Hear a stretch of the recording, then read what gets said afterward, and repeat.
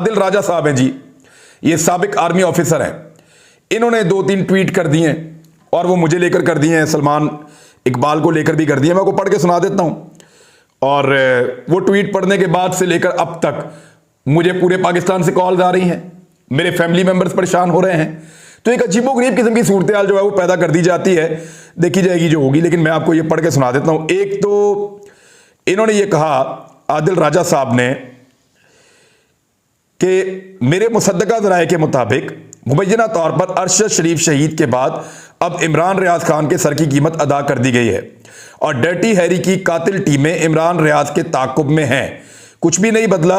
इमरान भाई प्लीज़ अपनी हिफाजत को यकीनी बनाएं। मुझे इन्होंने टैग भी किया हुआ है। अच्छा, उसके बाद इन्होंने एक और जो ट्वीट किया उसमें इन्होंने ये कहा कि मुसद्दका ज़राए के मुताबिक मुबैना तौर पर इमरान रियाज खान और सलमान इकबाल को कत्ल करने के लिए मेजर जनरल फैसल नसीर की जानिब से अहकामात दिए गए हैं। अरशद शरीफ की शहादत के बाद भी कुछ नहीं बदला। मैंने यहाँ पे, क्योंकि मैं इनको जानता हूँ, ये साबिक फौजी हैं, इनकी बहुत सारी खबरें, मैंने ये पूछा, ये साबिक हैं जनाब मेजर जनरल फैसल नसीर साहब, क्या आप वाकई मुझे मारना चाहते हैं? सवाल पूछना तो मेरा हक है। मैंने इस मौके पे ये सवाल पूछा है कि क्या वाकई कोई हमें कत्ल करना चाहता है, क्योंकि ये शख्स तो कह रहा है। और हालात ऐसे ही हैं, हर दूसरे दिन कोई ना कोई ड्रामा हमारे साथ लगा हुआ होता है। कभी हमारे ऊपर 2-2 दर्जन FIRs हो जाती हैं, कभी हमारे घर के बैक साइड पे लाकर बंदे मार दिए जाते हैं, कभी जो है वो हमें उठा लिया जाता है, कभी हमें टॉर्चर किया जाता है, कभी हमें फैमिली को हरासा किया जाता है, कभी हमारे घर पे ड्रोन्स भेजे जाते हैं, बार बार हमारे घर को घेरा जाता है। तो जब ये सारी चीज़ें होती हैं तो फिर उस तरह की चीज़ों को हम नज़रअंदाज बिल्कुल नहीं कर सकते।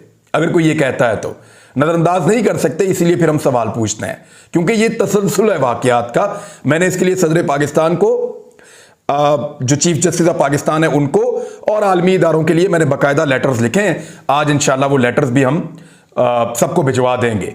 बड़ा तफसीली हमने सारा लिखा है, जो जो हुआ है वो सारी चीज़ें हमने लिखी हैं ताकि चीज़ें ऑन रिकॉर्ड रहें।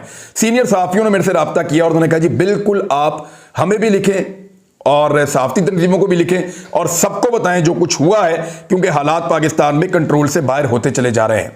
बहुत बड़े बड़े सवालात पैदा हो गए हैं इस टॉर्चर वाली न्यूज़ के बाद, और इसके बाद खौफ फैलाने की कोशिश की जाएगी। मेरे ख्याल में डरने की ज़रूरत नहीं है। मेरे ख्याल में खौफ के बुत तोड़ने चाहिए। जिसका जो काम है वो अपना काम करे। मेरा काम है बोलना, बात करना, खबर आप तक पहुंचाना और जो राय आमा है उसको हमवार करना, जो ठीक बात है उसकी तायीद करना। मैं वो अपना काम करता रहूँगा और जैसे भी करूँ। और जो आपका काम है आप सोचिए बतौर पाकिस्तानी आपको क्या करना है। अब तक के लिए इतने, अपना ख्याल रखिएगा, अपने चैनल का भी। अल्लाह हाफ़िज़।